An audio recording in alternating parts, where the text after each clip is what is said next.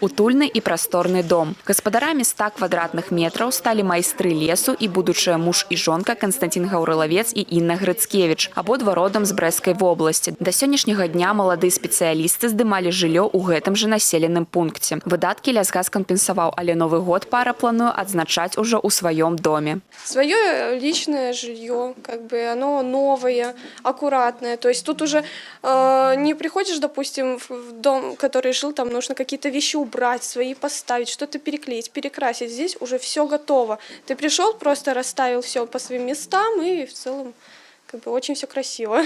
Будаўніцтва дома пачалося па ініцыятыве будакашалёўскага вопытнага лясгаса. Усяго ў ім 3 пакоі гасцінная, сумешчаная з кухняй. У бліжэйшы час плануецца ўзвядзенне гаспадарчай пабудовы. У гэтым годзе на тэрыторыю раёна ўсяго прыбыло больш за 150 маладых спецыялістаў, з якіх больш за 50% ураджэнцы іншых рэгіёнаў. Строительство отраслевого арендного жилья позволит решить кадровую проблему и закрепиться молодым специалистам у нас на территории Будокошелевского района.